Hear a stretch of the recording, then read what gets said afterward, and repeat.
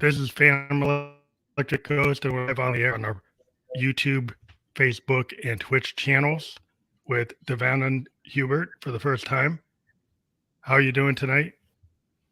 Marvelous, man. How are you? How are you?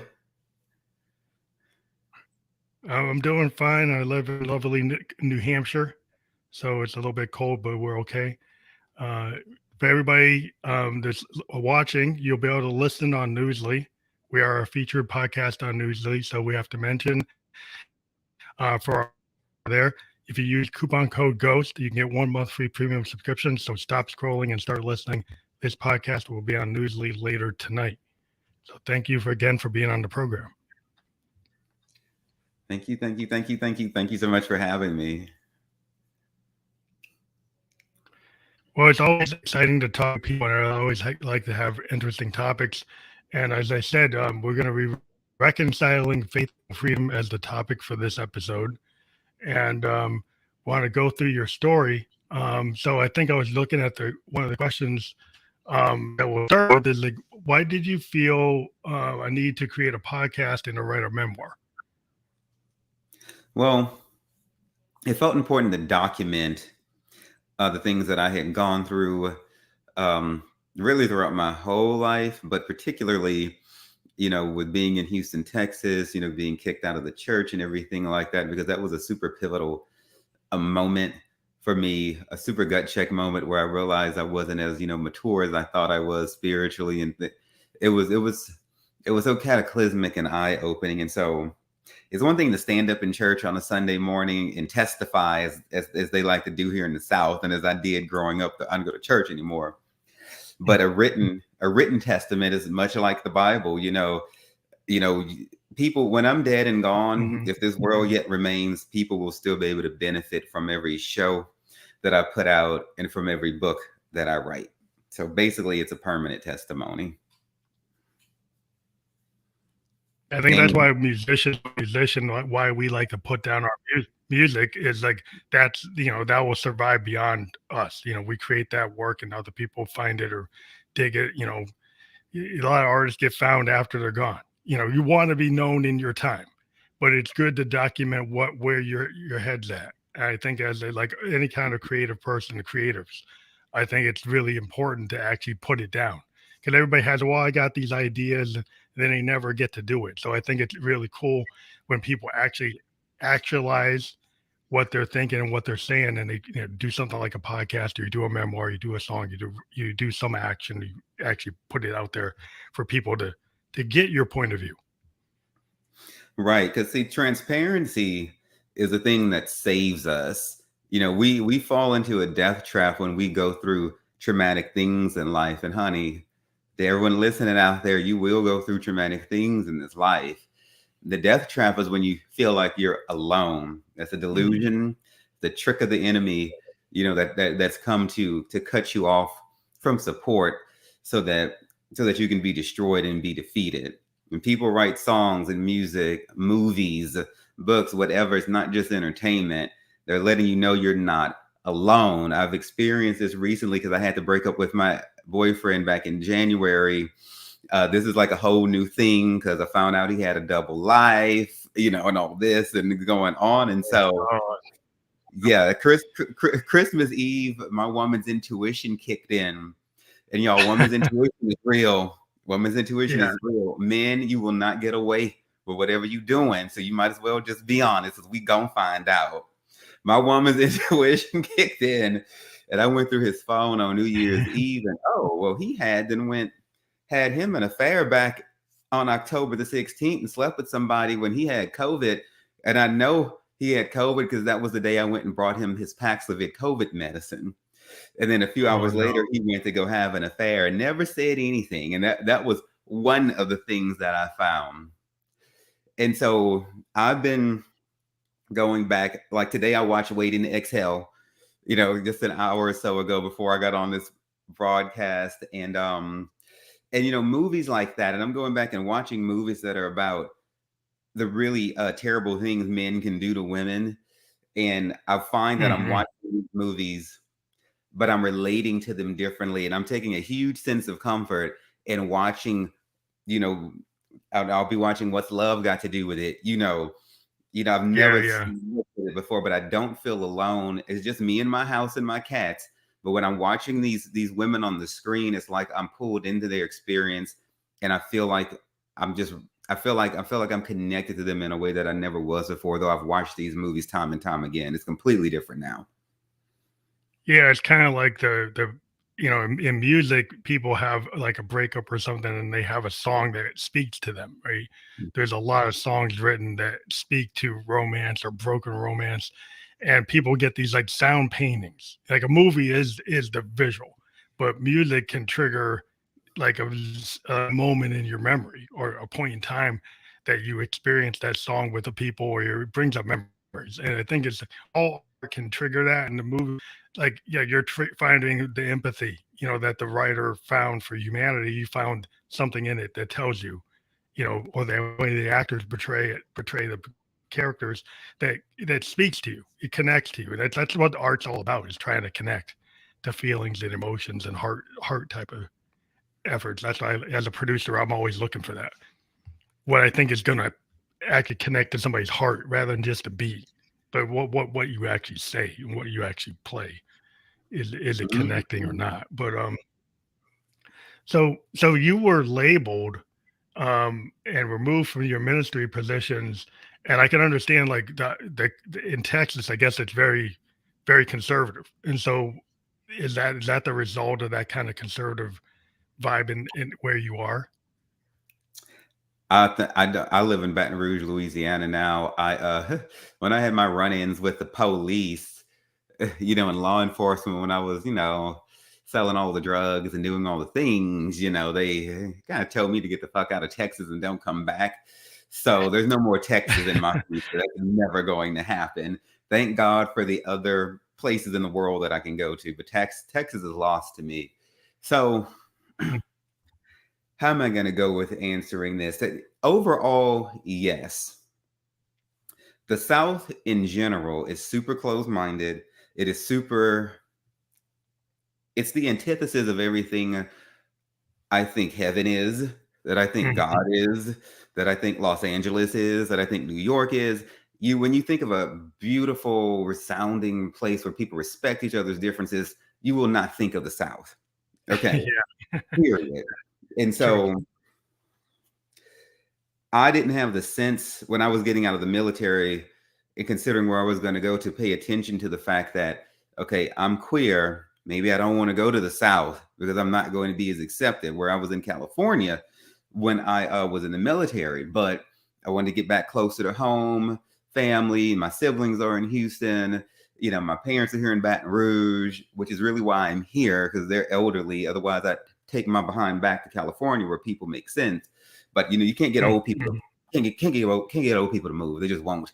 And so, Yeah, yeah, they won't and so move. Grandma won't move. they won't. They just not. It's period. It's done. And um, so I didn't think about it in that way. And so there I am at Lakewood Church, Houston, Texas. Yes, Joel Osteen Ministries, blah blah blah. They basically had kind of like a don't ask, don't tell policy, just like they had when I was in the military. I know the Oh, military today is all gay and you can marry men. And my Lord, had it been like that, I might still would have been in there, but it wasn't that way. So mhm. they would call me into the office at Lakewood Church and ask me if like I had a girlfriend. They were very prying into my personal life, but it wasn't until and I lied or whatever. I said, because I'm here to volunteer. I'm showing up on time. I'm staying late to deal with these children so the adults can go into the main sanctuary and enjoy their worship. And I applied for a job there. They did a background check and checked my MySpace page. That's how long ago, that's how new social Oh, media nice. was. There was Yeah, no yeah. Twitter, there was no Snapchat, there was none of that. No Facebook. Yeah. Mm-hmm. It's just MySpace and I don't know, Tom, whoever the fuck my friends were. And so so they go and find my MySpace page. And at the time I had it labeled bisexual. I didn't even have gay on there. Because Mhm. my letters tend to change in the LGBTQIA. Now I just claim them all and done with it. So they bring me into the office. I'm thinking I'm about to get the job I applied for. Not only did I not get the job, but I got fired from singing in the Lakewood Adult Choir, from worship leading in the Kids Life Ministry, from teaching in the Kids Life Ministry, and from being a volunteer supervisor in the Kids Life Ministry. Not due to poor job performance, but because I hang out with queer people when I'm not at church. Yeah, So that's right. Don't mess with Texas stuff. so they fired. So yeah, they fired me. They offered me a conversion therapy package if they told me if I would read certain books, and if you accept the books, they're going to put you in therapy to change your mind. They told me I could be demoted to being a greeter or an usher, and then maybe in time, once I become straight, I could work my way back up into their graces. Yeah, that would fight a big no. It's like, I'm out. It was either, I don't know if I can cuss on this broadcast or not. So I'm trying to like mince my words. We can mark it explicit. We do mature content. Okay. My choice will either get up and beat they fucking asses, okay, and catch a case, or walk the fuck out. Because the whole point is they weren't interested in hearing what I had to say. They weren't interested in my point of view. I tried to speak for a moment and I was immediately swatted down. So the decision was made. This wasn't a two-way or a three-way conversation. It was two of them and one of me. So you don't want to hear what I have to say. There's no talking. It's either your way or the highway. So there's either going to be destruction up in this conference room or I'm going to leave. Those are only two options. Yeah. So I walked out. And then they were confused. It's very frustrating. Well, that seems very frustrating to me because we seem today like that happened back in that time, right? But it seems like that kind of old school thinking, we've even gotten to kind of back to the 50s. In some places in the South now, we're like, you're banning, you're banning books about Rosa Parks and banning if you're gay or trans or anything. Like, you're banning everything. Like, anything that doesn't fit mindset. It's like, even back in your time, maybe it was limited, but it was probably the same thing. They wanted to do it, but maybe they couldn't do it. And now we're like in a world where everything's getting restricted. Let me take this on like a super spiritual track for a moment, if I may. So I don't know, some people believe the devil is real, some people don't. I've wrestled with enough demons in the middle of the night and had to get up and do certain things that I've had. Yeah, for me, the influence of evil is a real thing. What I've noticed is like that spirit of oppression, that spirit of if you don't want to call it spirit, then that mentality, that vibe, that energy, whatever. When people want to destroy you or get rid of you or silence you, it's mimicked through history. And to me, it's the devil poking his head out in different ways, just in different times. That's why we see stuff repeat itself. So whether it's Pharaoh saying, kill all the boys in Egypt, because I don't want Moses to be born, or whether it's Herod kill all the boys because I'm trying to track down Jesus because I'm super insecure about my throne, or whether it's the bombing of Black Wall Street, because we don't want, Black people to have money, or let's stop all the drag shows in Texas because clearly a drag queen is going to brainwash your child just by existing. It's the same sort of thing. Or if it's Ron DeSantis down in Florida cutting up with all his book burning, or the Salem witch trials, and they're trying to get rid of, every woman who dares to have an opinion. It's the same thing. You're rising up. We need to shut you down because we're never going to share the world with you. You could be here as long as you're under our foot or you don't exist. So it's the same evil that just shows up over and over again. And so that's why you're saying it's like it was 50 years ago. Yeah. And then I took it all the way back to the beginning of time. There will always be some fucker trying to tell you need to go. Yeah. I think it really, in this country, what kind of triggered it, I was talking to another guest before, was like Barack Obama's election really triggered certain people to say, hey, that can't happen again. And we actually need to go and step a lot of this stuff back. And so it was a backlash. So we stepped 1 foot forward, and then people want to knock us like 100 feet back, you know, because they dared the house that we all that's what caused this kind of movement to like MAGA, like of or make America great again, and that's a very negative connotation if you understand it, right? So Mhm. so I think that's what where we are is that we're getting into that kind of movement. But if you check the world, it's becoming more nationalistic. It's becoming more like unwelcoming to others. It's starting to gin that way. And it's because of like maybe because of climate change, because of the pressure, and because of people getting rights and people getting access and people like that other person is now can stand toe to toe with the person that was running top down. And they don't Right. that's not cool to that group of people in that like 1%. They can't stand it. And so now they want to escalate it. So now we're living in that world, but like you've had to deal with this for a while. Like you were getting hit with it even before all these people now are getting hit with it. And they're like, oh, this is a real thing. But you were having that real thing happen to you back then in Texas. Right, because we have to remember, and look, y'all, I don't feel sorry for myself about the things that I went through. I'm happy that it happened to me because I was able to handle it and to be brought through it so I can share it with you. Nothing about my story is a pity party or a cry me a river thing. Mm. It's about be warned and learned and be strengthened and know that you're not alone. So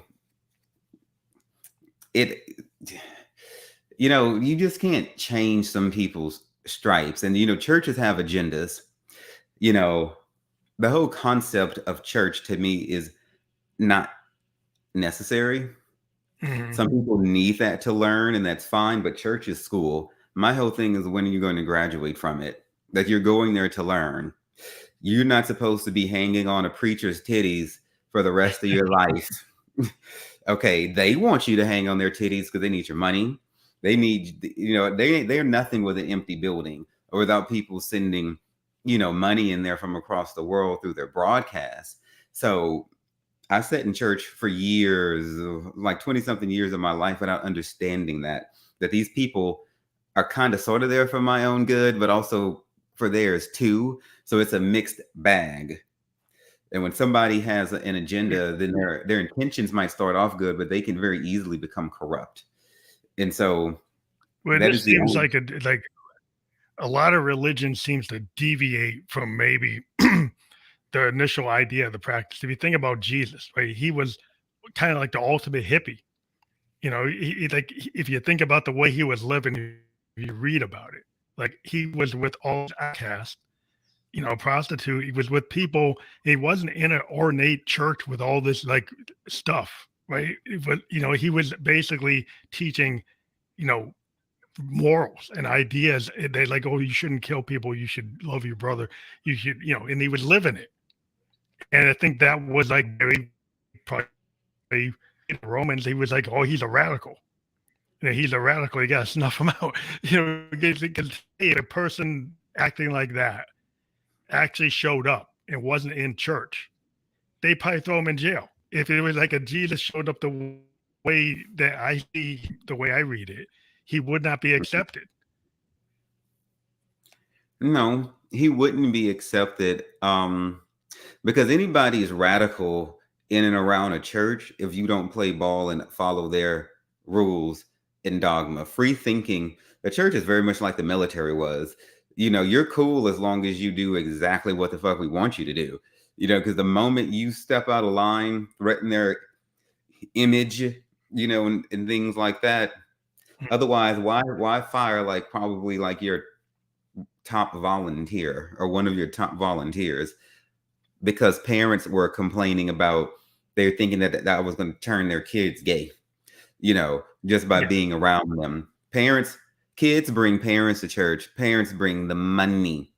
So in effect, what Joel Osteen and Lakewood Church in Houston, Texas was saying is that DeVannon is fucking up our income stream by existing, showing up here and everything. And by being kind of like flamboyant or whatever. That's what it was. Church members are now considered shareholders and stakeholders because of the amount of money that they give. You're not just members or constituents. It all boiled down to fucking money. It had nothing to do with Jesus. And no, Jesus would not support their decision. Jesus was not the sort of person who's like, throw this one out and cancel this person and stop that.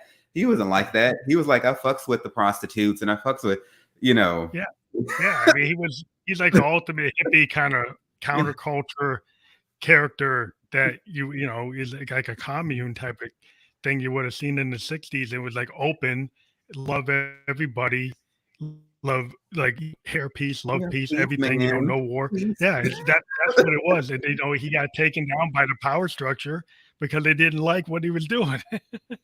So the idea that a church degrades to like how much money the donors give, or all kinds of dogma that has nothing to do with loving your brother or your sister or the humanity. It has when you get into, I got to put this person in this silo. I got to eradicate that even idea this person could even be around. It just seems it's just not very welcoming, warming, or loving. It's not, but it's deceptively delicious though. It's deceptively delicious and sweet in the sense that people go to church not for altruistic or humanitarian reasons. People go to church for completely self-serving reasons. They're going there to keep themselves from burning up in hell or whatever sort of bad thing they think is going to happen to them if they don't. So first of all, we have to get that clear. That preacher is up there for the same damn reason and also to get your money.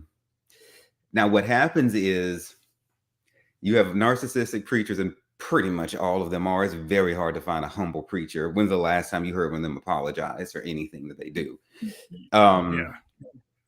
So you have a narcissistic preacher telling a bunch of people who sitting in seats that they're better than everyone else, basically. So this strokes the pride of man. I listened to this my whole life. And so they feed off of each other in this very sick, sadistic, narcissistic loop. And so they don't mind giving this man money because they're making them feel good about themselves to the detriment of other people. And so my illustration of this is came across this reel of Tyler Perry, of all people, speaking at Lakewood Church, because you don't have to be like, I don't know if Tyler Perry is a preacher, but as long as you have a following, you can go preach at a church now. You don't have to be Moses or Jeremiah. As long as people will listen to you, you can go say something. And so, as he was closing his message, he was just saying the same shit that I've heard so many preachers say, a million of them. It's talking about like, if your friend is holding you down, leave them behind, and everything, and everyone's clapping and cheering. Okay, it makes the people in church feel good to leave someone behind so they can be elevated. Now they're excited, so they're going to go give money. It's called hypnosis. I learned about this. We're getting my hypnotherapy certification. But we should never rejoice over leaving somebody behind. Like, I'm not happy about the fact that I had to break up with my boyfriend and leave him behind because he wasn't moving forward. That's not nothing for me to sit in a goddamn pew and clap about. It's heartbreaking. That friend that you once had, sir, y'all were good to each other at some point. If you must leave them behind, it should not be a cause for celebration. Oh yeah, I think the problem is like, the throwing people under the bus and basically thinking there's this idea, like there's a Calvinistic type of religious concept. Right? The more money you make, the closer you are to God. The more profit you make, the closer you are to God. It's this kind of Calvinism, and Calvinism and capitalism are kind of tied together. And if you can kind of see it through the history of our country, that this Calvinistic kind of concept that if you don't have money, it's because you're wicked, right? If you're rich, you're a billionaire, that means you're a better person. Even if you're morally deficient, somehow if you have that money, then you are actually closer to God, because God wouldn't let you have that money unless you're a better person than the poor person. which is totally antithetical to what my belief that Jesus would have been into. He would be into anybody, and especially people who are downtrodden shouldn't be disrespected like that. And when you have, the kind of religious fervor about wealth and generational wealth, it goes down a bad road, because then you just can blame people for being in their position, blame poverty when it's structural racism, and there's all kinds of other structures in our society have created poverty. And it's not necessarily the fault of the people. It's the fault of the actual kind of caste system we have. So if you go and blame the victim, then you feel good. You feel good that you blame everybody, and then you don't help anybody, but your own group. And see, people like that completely missed, the parts where Jesus, were saying like he who's without fault cast the first stone. And, when he said, judge not, because the Lord said, if you judge, Yeah. yeah. Well, he said, not only will you be judged, but you will receive judgment without mercy. People tend to pick and choose, what they, what they read in the Bible. And some of these scriptures about judgment, people act like they've never heard of them. So I'm gonna give y'all a tip. When there's somebody weak in your presence, in whatever way, if they are strung out on drugs, if they are drunk off their ass, if they are having a mental breakdown or something, what you gonna do? Are you gonna be one of the ones? And I've been in all of those situations in people's presence before, and there's always one of two reactions. Either somebody does something to agitate it, make fun of, they poked fun at me, then things like that, and they make it worse, or they defended me. They had a choice. What God has given you is an opportunity to sow seed for how he's going to judge you one day when you have somebody weak in front of you. You're going to manipulate them, make it worse. What you gonna do? Yeah. All those people sitting in the pew thinking they're better might have a rude awakening when they get there. When they get to the end, they might find out that, like you really didn't have the right frame of mind. Because when because the problem, I think people are just so today into label, into pushing, just individualism over community, to the point Right. where they really don't try to help people, and they just, let's take away the food stamps, let's take away the people's pension, let's take away, like, so what, grandpa's got to keep on doing DoorDash until he's 100. It's like you don't want to, you don't care, like grandpa's like still having to deliver, because you can't, he's got to buy his Lantus, he's got to buy his insulin, and you can't help him. It's like, what the heck? Well, the Lord said money is the root of all evil, which is another thing that people miss. Not saying there's anything wrong with getting rich or making money, but the Lord is cautioning you. He said the love of money is the root of all evil, actually, not money itself. He's telling you what a slick and seductive and slippery slope of a trap, finances and the pursuit of them are. I don't believe the United States is the greatest country on earth. I don't give a shit how much money this country has. It depends on who the fuck you ask if they actually have money. This country is not the greatest to me because this country is not a country full of love. It's not a country where people are equally accepted. When I'm in Mexico, when I'm in Japan, when I'm in Dubai or Abu Dhabi or places like that, it's the reverse. They don't do the individualism shit. It's about the collective good, putting the other person first. That's how they lead in with, how can I make your day better? Not let me go grab a bunch of shit and come home, take all the toilet paper from the store when the coronavirus happened. No. I just want to let people know that wasn't every country. That's some United States bullshit. It was us. Well, I'll tell you one thing. Like I lived in Tokyo for 2 years Uh, from 2004 to 2006, and all these people in my community were telling me, "Oh, you're gonna have a terrible time. They're gonna be racist." And I came back and I told them this.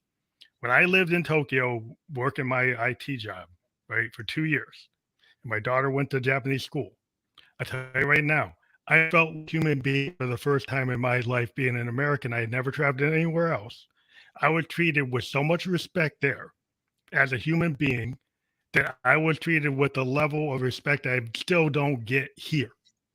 And so when people tell me that this is the best place in the world, I think do need to travel to actually see for yourself, and don't just listen to some talk radio guy telling you something or whatever your neighbor telling you, some of your preacher telling you. Like, you need to actually go check it out.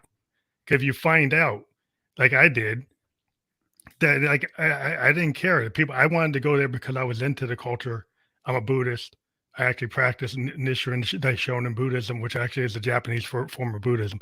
But I was just shocked by how much I just didn't want to come home.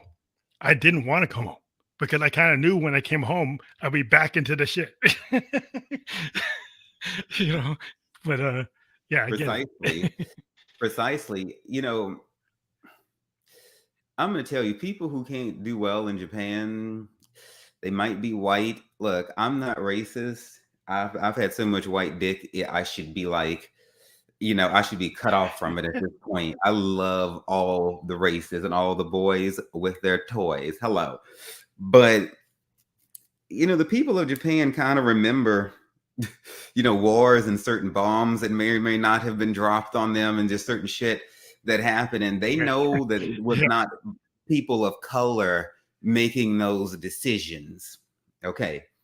This is what I learned when I was in Japan. The Japanese people are not a bitter folk.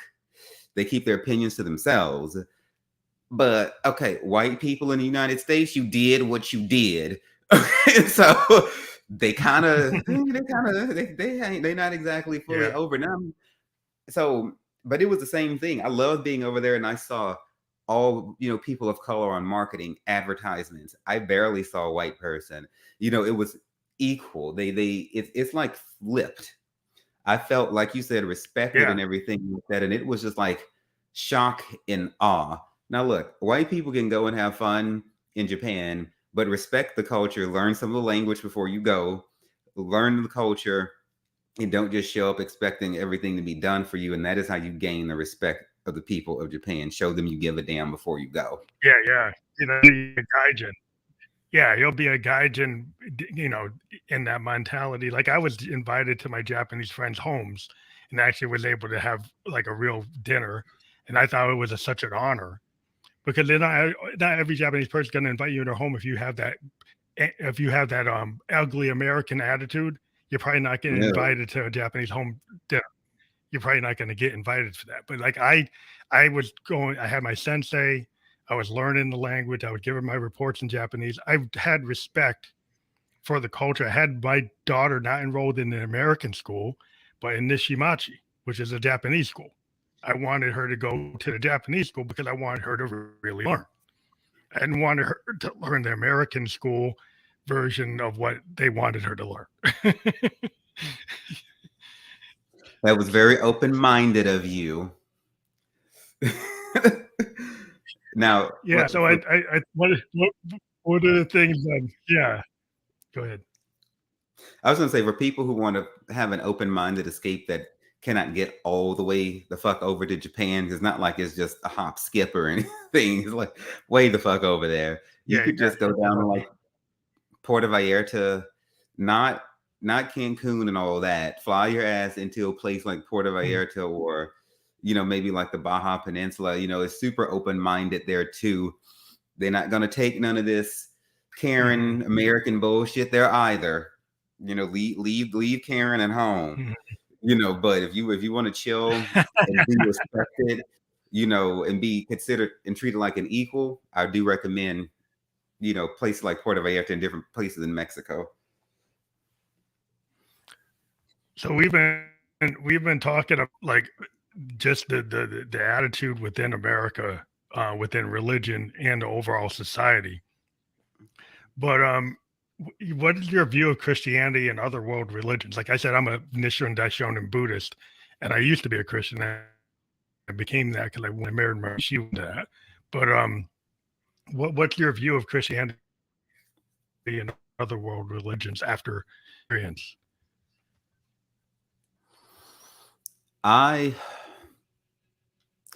There's a free book that I have on my website, sexdrugsandjesus.com, that's called Don't Call Me a Christian, that I wrote, that I wanted to put out to vent my frustrations against Christianity. I hate the word. I mean, do I hate the word Christianity? I don't think that word serves us. So I consider myself to simply be a believer in the Trinity, period. Because the word Christian is too polarizing. The last time I ever referred to myself as a Christian, I was talking to this lady and it came up somehow. And she was like, I told her I'm a Christian. She paused and got really cold. Like the connection was lost between us the moment I said that fucking C word. And she was like, are you the good kind or the asshole kind? And I was like, you know what? We just don't take this word, ball it up, light it on fire, and throw it in the fucking trash, because she was kind enough to ask that because we were volunteering together and we were going to be sitting with each other for an hour or two. But in passing, most people are not going to give me that courtesy. If they have experienced religious trauma or something like that, and I use the C word on them, they're just going to shut off. And that's going to be the end of it. I'm not losing friends and associates because of being affiliated with fucking Christians and their assholey ways. World religions. I don't believe everybody's supposed to be a Christian. I don't believe that if you're not a Christian, you're going to burn in hell or anything like that. I believe that I don't know every fucking thing. And then it's not fair to think that everybody's supposed to be Christian. Christianity is a Middle Eastern religion. And so if somebody was born in Tokyo, why in the fuck would they naturally want to be a part of a Middle Eastern religion, whatever it is, be it Islam, Christianity, as opposed to a Shinto Buddhist or something like that? So I don't know. So I don't know, just whatever it is. I don't have an opinion on world religions. I just like it when people have some sort of formed opinion on something, and then they're finding some kind of way to nurture their soul.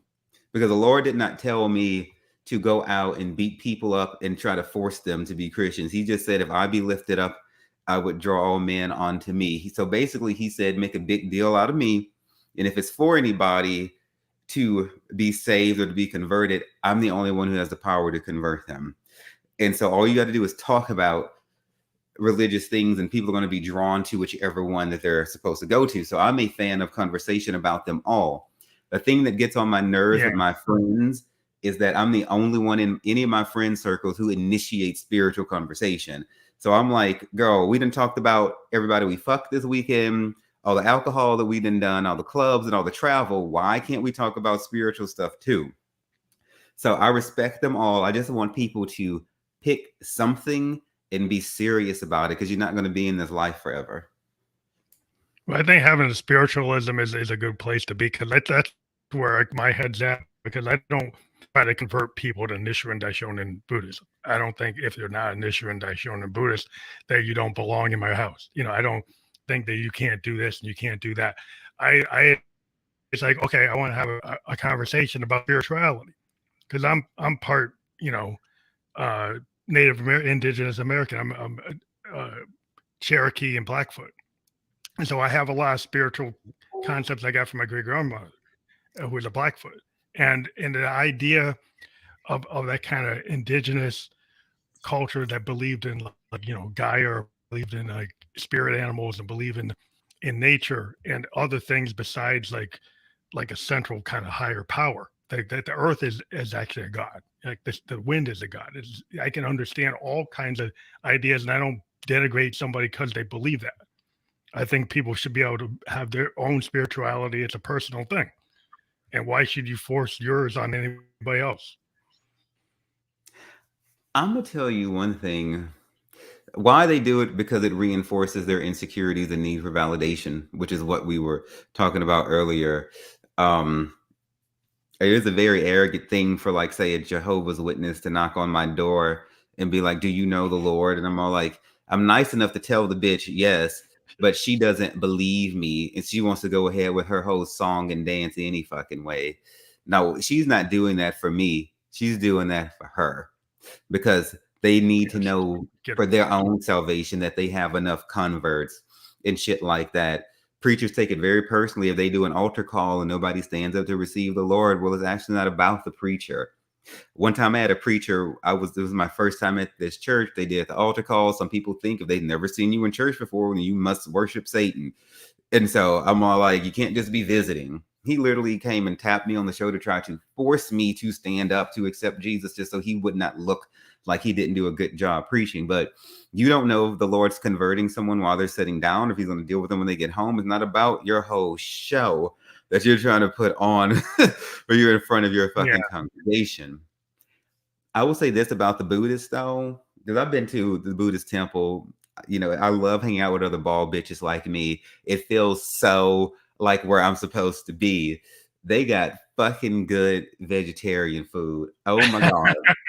I don't know how they make money. They never ask for money. The place is spotless. It's like huge acres or whatever much. It's just like they could house people and shit. And you can eat off the floor. They don't force you to bow down and worship Buddha if you don't want to. It's super open-minded. And did I say the food was good? It was. I never thought my Yeah. belly would feel like it would burst on a vegetarian meal. It was a lot of damn food. Nobody asked me to pay for anything. It was so welcoming. And I mean, this is the Buddhist temple. When the floods happened here, it was the Buddhist people out there with their vans getting people, just strangers or whoever, to bring them onto the complex, onto the compound, so they wouldn't, fucking die. Where were the fucking Christians? I'm not saying there wasn't. I'm not saying there wasn't any out there somewhere, but I'm Somewhere telling maybe. you, what I do know happened was that the Buddhist was out there doing the most. Christians usually Well, wait till the fucking shit, the storm then pass, and then they might open the buildings. Honey, the Buddhist was out there while the rain was still falling. So well, it's the law of cause and effect. We kind of believe in, like, if you do good, good comes to you. If you do bad, bad comes to you. We don't feel that somehow you can give yourself a pass for the bad you do, and suddenly you're doing bad, and then suddenly you can just change it. That right. can be rational. That if you continue to do bad, it keeps on coming back as you get reincarnated. It doesn't go away. So, so the idea that you can do evil things and then suddenly fix it at the last minute, we don't kind of think that way. But it doesn't work that way for us. But it's just everybody has their own mindset. But I think the idea that if we, the law of cause and effect is just like it's just kind of instant. Like in Christianity, if you love your neighbor, thou shalt not kill. Those that kind of a law of cause and effect. If you do good things, then good things should happen, right? Mm-hmm. It's kind of religions have something like that in it. But I think this the idea of just being spiritual, being a musician and producer. I have a very open mind because I go many directions, and I don't want to be restricted in what I say, what I write, the topics I deal with. And the problem I have sometimes with the Christian kind of mindset is if somebody says, "Oh, I'm a Christian singer," so then that immediately means I can't talk about so many things. I'm being censored. I can't do the work. I can't do, you know. And so that's where I kind of get the connotation of the restriction that's coming out today in a lot of Christianity, which maybe not every Christian's doing that, but there's so many that are, and maybe it's giving the ones that aren't a bad name. Christianity, be it, in all of its aspects, is so restricted that it does not translate as being real to people. And this is why you have people doing a mass exit from churches, especially Christianity, because it's plastic, it's fake. People are waking up to it. Like, nobody can tell me what any of these popular preachers have done. I don't study the worship leaders, but I remember sitting in church thinking like, fuck, I really can't relate to these people. I don't know. I mean, am I the only one who sucked dicks in alleys and shot up dope and, sold drugs? They don't really show us what their dark side is, you know. So And they have right it off. too. You can read it in the paper. Oh, You can find it in the paper. You can find out that they're like hiding. oh. Yes, honey, we have the receipts. And there's people who, like my friend Barry Bowen, he works at the Trinity Foundation over in Texas, of all places, who they investigate churches and mega churches and pastors and put reports out on what they're doing. There's an Instagram channel called Preachers and Sneakers, where this guy tracks and takes, the money. Like he'll be like, this preacher, Creflo Dollar, $20,000 jacket, like all the receipts Yeah. What are you doing? are there, Yeah. So it's so Yeah. censored So that it's just not. they have all this. Yeah, they're just control. I mean, it's like when you're preaching to people who've kind of been brainwashed, it becomes like, I don't know if you want to speak to that the cult kind of level. Like, like, could you equate the way some of these are to like a Jonestown, or to a David Koresh?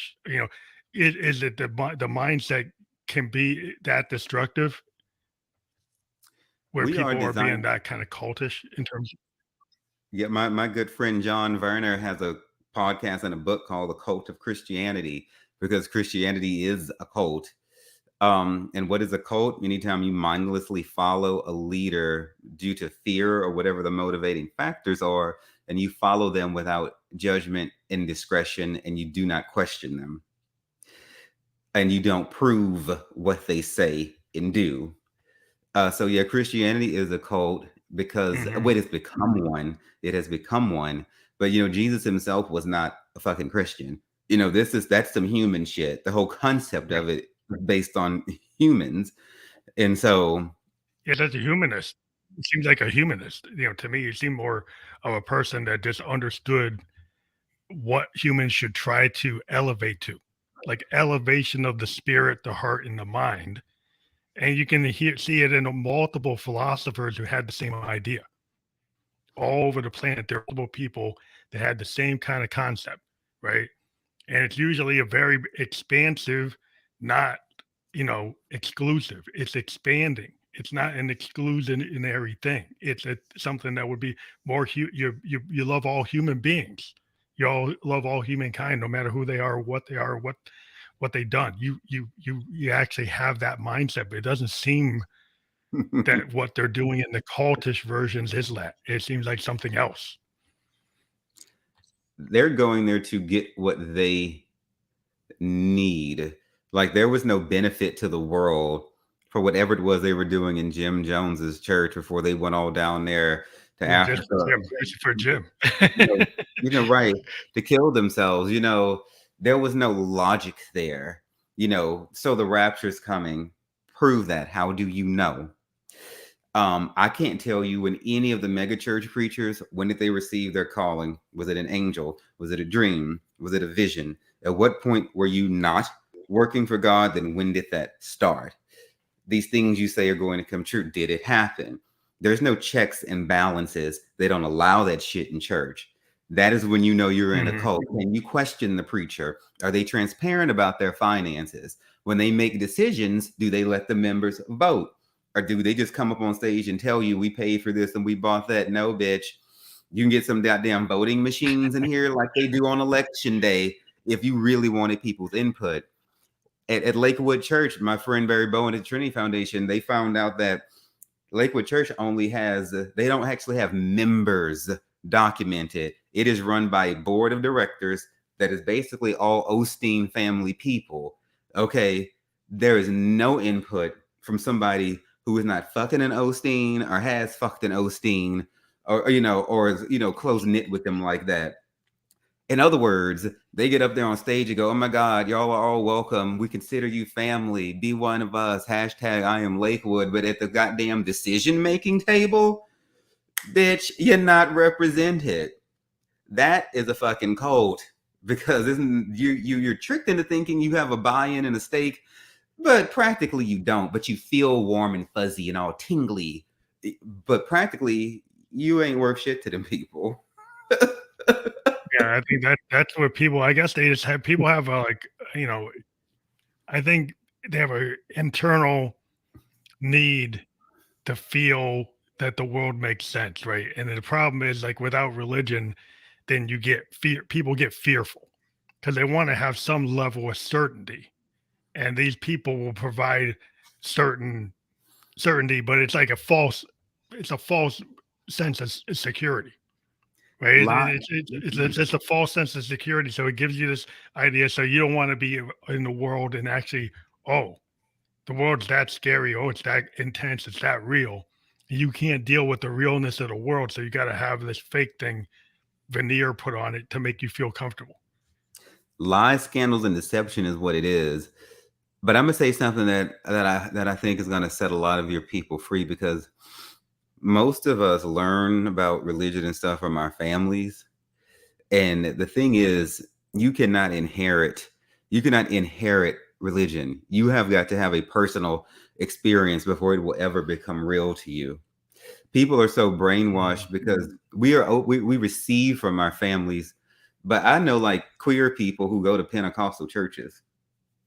Why the fuck would you go to a Pentecostal church when they hate everything that you are? Because mommy told you to go to a Pentecostal church and that's where you were raised, and you haven't come into your own thinking. That is called being brainwashed into a cult. So people understand That's why. definitely like a self-hate.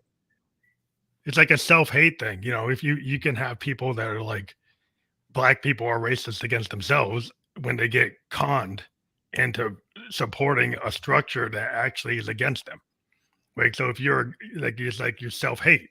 So if you're a gay person and you go into an organization that really clearly hates gay people, right? But you are self-hating because you just follow something you don't think. There's no thinking, because they're definitely a culture thing. Because you can't look in the mirror and see who you are, and these people are denigrating who you are, and you sit there and take it. It's kind of a slave mentality. You're like, you're not getting out of it. You're like, you're locked into it. You're not able to get out. That's that word from the Shawshank Redemption. You've been institutionalized. Yeah, pretty much. And I hear people say that they sat there. I know we have to wrap up. I'm gonna just say this and I'll shut my cock holster, because this is a super pet peeve. People will sit there in those churches and be like, they'll say, well, I'll tune out the part where they talk against gay people. Bitch, you're still under that vibrational energy. You're still exposed to it. You are hurting yourself on a microcellular level every time you allow yourself to be in a space where somebody speaks against who you are. So you might think you're just tuning it out. No, you're still damaging yourself. And my community is so riddled with mental health issues. People leave these churches. Yeah, it's not necessary. Yeah, well, once something gets out there, it gets in your psyche. And you could say you didn't hear it, but you heard it. That you're just subconsciously trying to not hear it, and you basically are causing yourself an illness. You're continuing your illness. You're making yourself worse. You're not helping yourself at all, because if you can't, because the thing I learned all the time is, like, from any kind of therapy, is that you got to love yourself. If you're in an environment that hates and actually uses it as a foundational structural pillar, how are you ever going to get better in that? There's no way you could. You can't. It's like getting out of an abusive relationship. You can't. Yeah, that was one of the things, the hard decisions I had to make with getting away from my ex, who's a covert narcissist, very, like, emotionally abusive and manipulative. I couldn't stay friends with him. I don't, know what God gonna do in the future, but I had to completely cut off all communication in order to focus on healing myself. You cannot expose yourself to the source of trauma and expect to recover, because you're going to be re-traumatized on a consistent basis. That's how you keep yourself in bondage. You have to cut the whole thing loose and start all over again. Well, I think that's where we can end on that note, because I think it's a very positive note. I think a lot of people need to actually think about things in their life where they need to do that, because a lot of people probably have points in their life where they haven't done that. And I think I also wanted to mention your website was www.sexdrugsandjesus.com. maybe briefly can tell people what they can find there before we close out tonight.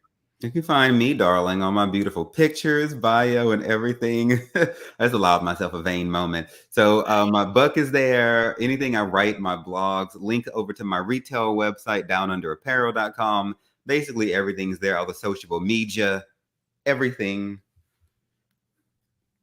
Okay, thank you. And again, for people who want to see this again, we'll be on Spotify, video podcast, Apple, iHeartRadio later tomorrow. And thank you very much. We'll send you a landing page so you can share that with your audience.